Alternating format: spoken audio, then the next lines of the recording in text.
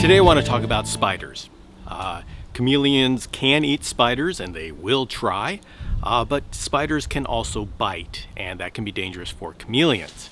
I want to share an experience I just had, and we're actually still in the middle of it. I came out a week ago to check on Emily, who's my jeweled chameleon, my Furcifer Campani captive hatch from Michael Nash, and many of you have been watching her grow up here on social media. But when I checked on her, I saw something that was horrifying.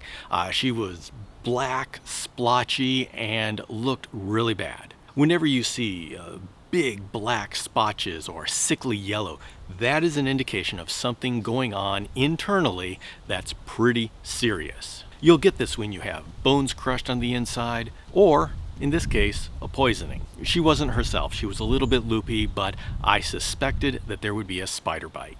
So I immediately got her out of the cage, and I went through the entire cage with a fine-tooth comb and was horrified to find an adult black widow hidden deep inside one of the bushes. There were no webs outside in the cage. There was just this big web layer deep inside the bush, and I suspected that that was the problem. Of course, I immediately cleaned out the cage, got rid of the spider, checked for any other possible spiders, and as for Emily, there wasn't much that I could do except totally hydrate her, feed her, make her comfortable, and hope she could make it through. That was a week ago, and luckily she seems to be recovering, which is amazing considering how big that spider was. She has remained blotchy, but her color's been getting better, and at the very least her eyes have been bright and alert throughout this entire process, and so I knew there was a chance that we would both be lucky. And so I'm going to bring you with me as I do my check on her at officially the 1 week point.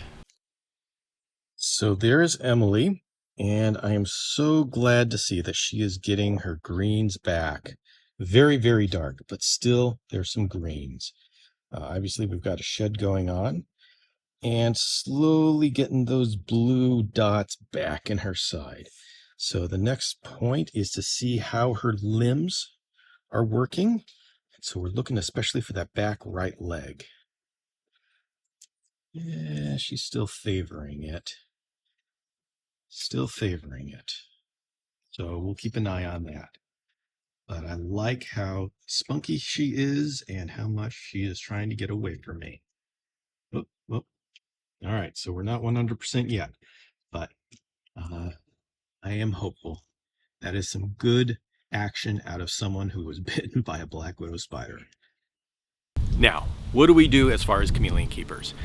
Spider webs are going to become more and more of a problem as we do more and more with bioactive. Because with bioactive, we're bringing in plants, we're bringing in branches, we're bringing in leaves.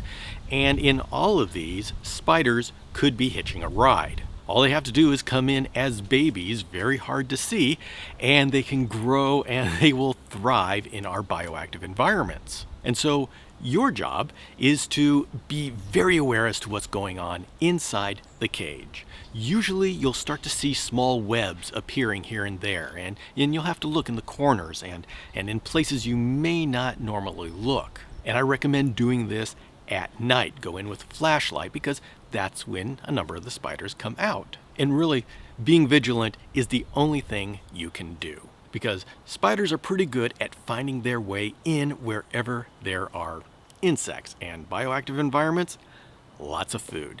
In my case, Emily is outside, and so there's really no way I'm going to be able to keep baby spiders from getting in. So all I can do is check on a daily basis to see if anything shows up. And now I'm actually wiser and will be checking inside the bushes. And so I hope that you can learn from my experience and keep it from happening to you. Sharing of both our good and bad experiences is what makes our community stronger. So go out, take care of your chameleons, and I'll see you next time.